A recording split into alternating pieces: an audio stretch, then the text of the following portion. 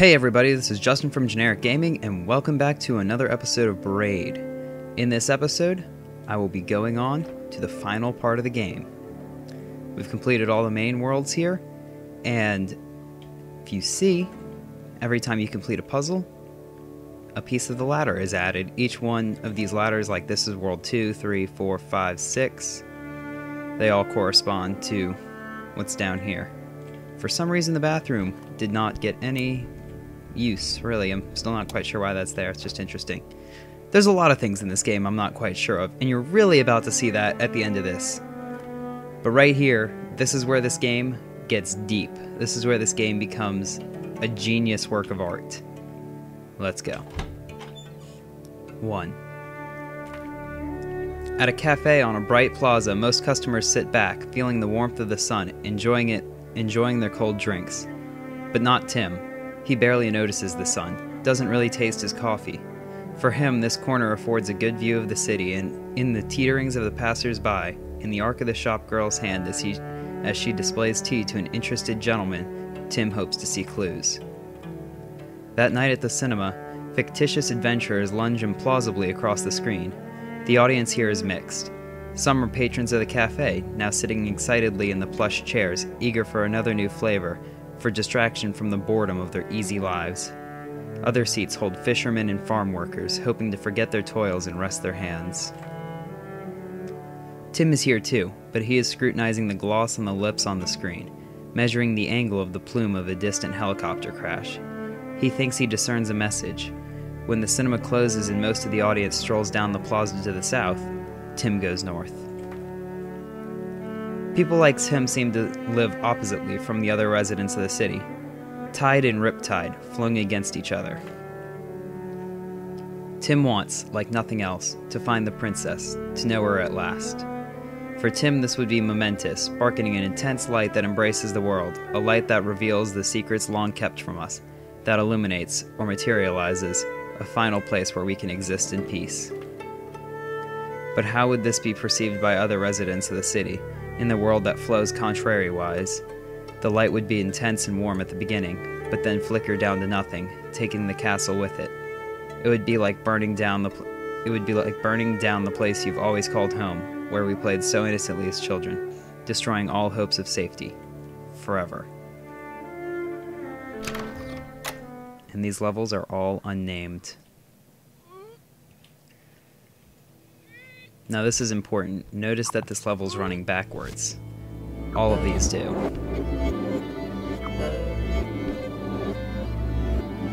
And again, this whole section right here, World 1, or just 1, doesn't even have world in front of it, is where this game really does become genius. Watch the flower petals too, as we go through each of these chapters, or each of these sections. I don't really know what to call them. These puzzles are definitely not the most difficult in the game, but they are some of the most interesting. And I say that right as I die twice in a row, 3 times. What am I doing here? Come on. Uh-oh, I missed. It doesn't matter, I can probably make it up. Yep. Notice how the flower shrinks. That's going backwards at the time as well.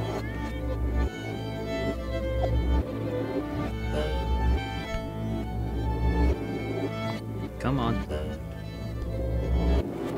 The ladder here is broken, so now we gotta ride the Goomba up. Or just get eaten by him again. Oh my god. There we go. Time to jump. Come on. There we go. Braid.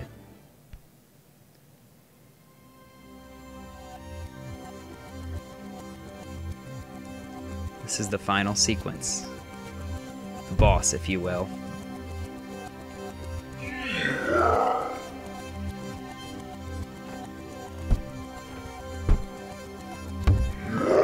Pay attention to what's happening right here, because it is important.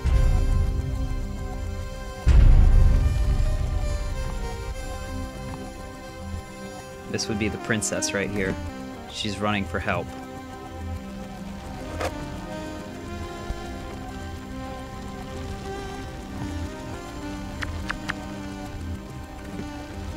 And of course, big flames coming after you. Another Mario homage to at least some extent. This level here is all about critically close timing, just like that. Luckily, as we get farther into it, we will be able to give ourselves a little extra time, like right here. This is, or actually no, not right here, it's the next switch.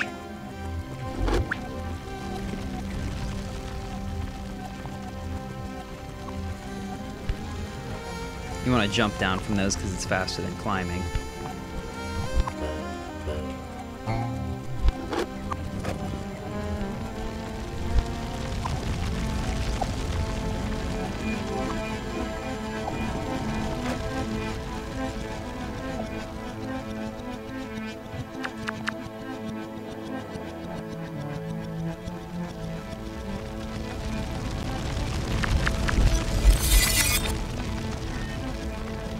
Everything's still running in reverse.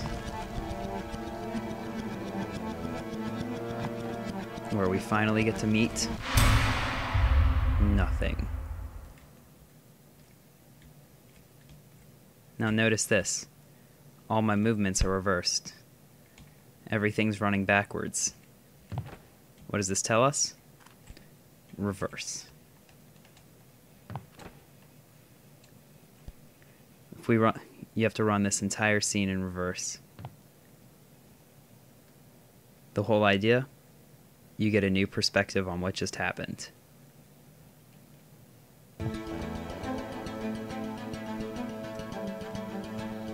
I'll just let the entire thing speak for itself. See if you can figure out what's going on.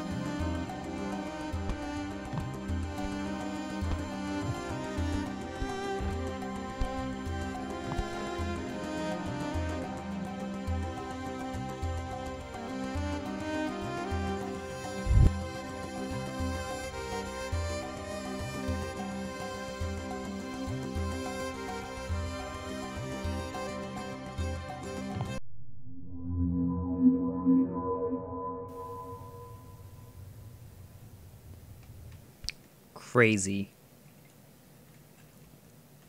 The princess is running from Braid. That knight just saved her. Think about that. And in the next episode, we'll go through this door.